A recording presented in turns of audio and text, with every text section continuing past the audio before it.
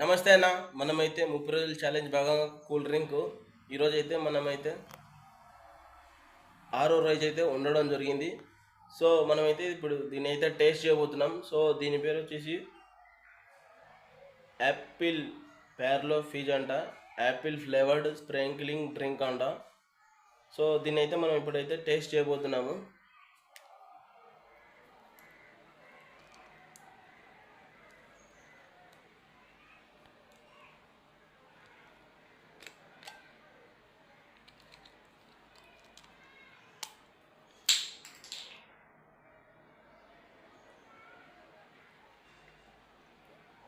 కొంచెం అయితే wine flavour అయితే వస్తుంది.